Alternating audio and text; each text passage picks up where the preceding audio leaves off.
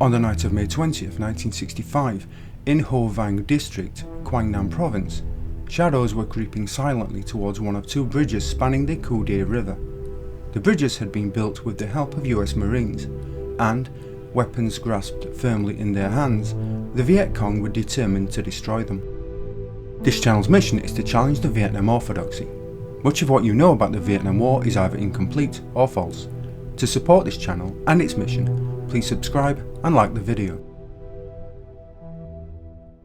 President Johnson authorised reinforcements for the US Marines in Vietnam on April 1st, with the reinforcements consisting of both ground and air units.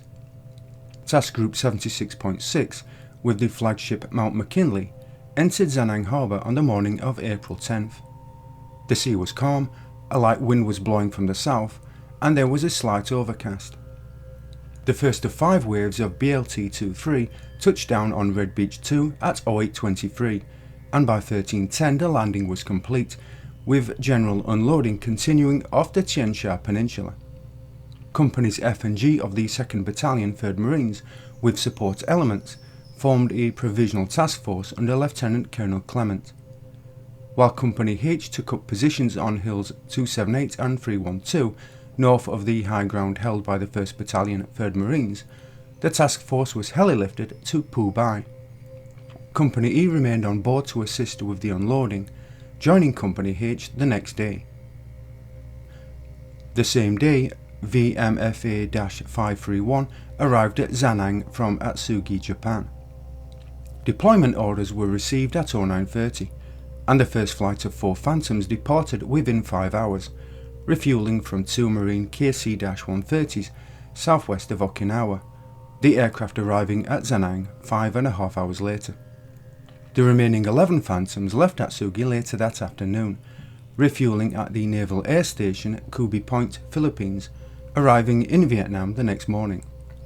Most squadron personnel and its light support equipment arrived the same day in Marine KC-130s. Heavy equipment arrived at Da Nang 11 days later on the tank landing ship Snohomish County. BLT-34 began landing on April 14th. The amphibious ships had arrived from Okinawa at 0500, and 3.5 hours later 2 companies had landed on Red Beach 2. The 2 companies were then flown to Phu Bai, where they relieved the task force from the 2nd Battalion 3rd Marines, the last elements departing for Da Nang on April 15th. 10 UH-34Ds were stationed at the Phu Bai airstrip to support the 3rd Battalion 4th Marines. The remainder of Task Group 76.7 anchored at the mouth of the Hue River late on the evening of the 14th. Before dawn the following day, the ships lowered their LCMs and LCVPs, and after dividing into small groups of 4 to 6 craft, at 0640 they made for Hue, 11 miles inland. Approaching the landing site, the landing craft turned, beached, and lowered their front ramps.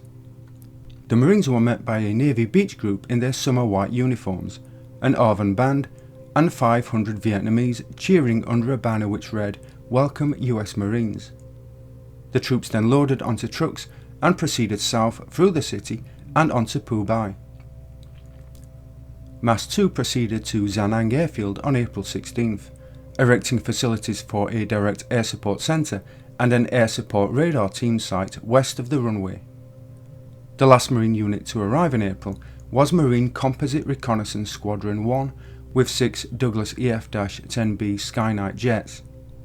Lieutenant Colonel Otis W. Coleman led the squadron onto the Da Nang airfield on April 17th, where it had the role of providing the Navy and Air Force with electronic countermeasure support.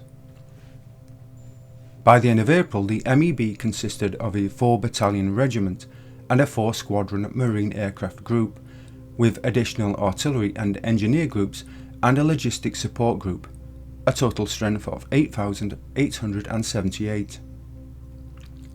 On April 14th, General Westmoreland provided the MEB with a concept of operations he divided into 4 phases: the establishment of defensive bases, deep reconnaissance patrols of enemy avenues of approach, offensive action as a reaction force in coordination with the Vietnamese, and, in coordination with Arvan First Corps, an intensive program of offensive operations to fix and destroy the VC in the general Zanang area. On April 20th, a high-level conference convened at SINCPAC headquarters in Honolulu.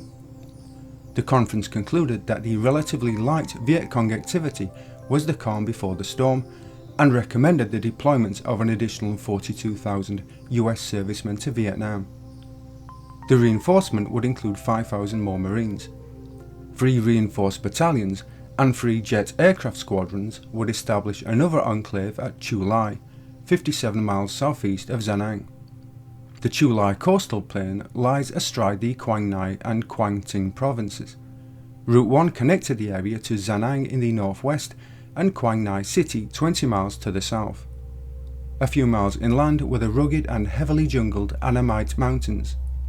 According to intelligence, the Viet Cong operated in strength throughout the area, with approximately 500 VC in the local villages and hamlets, and a communist resupply route ran from the sea to the Do Sa base area, 50 miles to the west.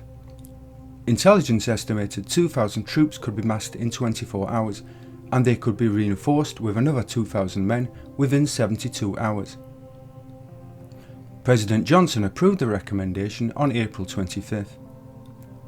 At 0800 on May 7th, BLT-14 companies C and D and BLT-24 began landing over Red Beach. 2 companies of 1st Battalion then moved to secure landing zone Robin, and with the LZ secure, the helicopters of HMM-161 flew in the battalion's remaining 2 companies. By the end of the day, the Marine defensive perimeter extended from the Kihha Peninsula in the north, the high ground in the west, and to a point 3 miles south of Red Beach, with the 3rd Reconnaissance Battalion screening the southern flank. The amphibious operation ended on May 12th with the arrival of BLT-33 in amphibious shipping from Okinawa. 33 then relieved the 3rd Reconnaissance Battalion in its defensive positions on the southern flank.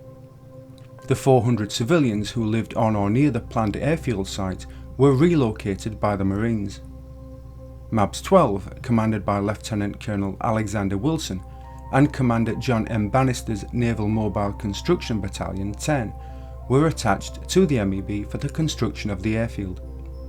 The Marines and CB construction crews began work on having the airfield operational by the planned date of May 28th. The heat and humidity sapped the strength of the work crews, and the heavy earth-moving equipment could only be operated by alternating crews every 30 minutes. By May 31st, almost 4,000 feet of runway and 1,000 feet of taxiway had been completed, and with the SATS field ready to accept its first aircraft, at 0810 on June 1st, Colonel Noble led a 4-plane division of Douglas A-4 Skyhawks from VMA 225 into Chu Lai. Lai Mi was a cluster of hamlets on the southern bank of the Cu Dai River in the Hoa Vang District of Quang Nam Province. The village had been overlooked since April by Lieutenant Colonel Clement's 2nd Battalion, 3rd Marines, on the high ground northwest of Zanang. Although the ORVN had conducted several operations, because it had not remained to root out the Viet Cong political cadre, the district chief reported there was little security in the area. On May 4th, the Marines began to patrol the area, maintaining pressure on the VC in the village complex, and on May 8th, Clement, his S2 Captain Lionel V. Silver, the district chief, Captain Nguyen Hua, and the battalion's S2 scouts visited the hamlets to survey the area and talk to the villagers. The group was fired on by the VC, killing one of the scouts, confirming Clement's opinion that to secure Lai Mi, the Marines would first have to clear it, and on May 11th, Company E assaulted and cleared the hamlets. The battalion took up defensive positions in Lai Mi and put the male villagers to work, destroying punji traps, filling in trenches, and dismantling bunkers. The Marines were relieved by Vietnamese regional and popular forces 3 days later, and the battalion moved to positions around the village, saturating the area with patrols and ambushes intended to disrupt enemy forces. The battalion trained the Vietnamese local forces, helped prepare defences, and set up medical aid stations. The goal of the Marines was to establish an effective administration capable of leading and protecting the villages by the time the battalion was moved to another area of operations. The Marines also helped rebuild 2 bridges connecting Les Mis to the ARVN-controlled villages to the south. On the night of May 20th, a VC main force unit attacked one of the bridges, but the attack was repulsed and 4 VC were killed and their bodies abandoned. The following day, the villagers held a dedication ceremony for the 2 bridges. Local government officials made speeches, cut a ribbon across the 2 spans, and the district chief displayed the bodies of the dead VC at the gates of the village. In mid-May, General Chu Lai described the pacification efforts in Les Mis as a good beginning. US-generated security is a long-term affair. It is the expanding oil spot concept in action.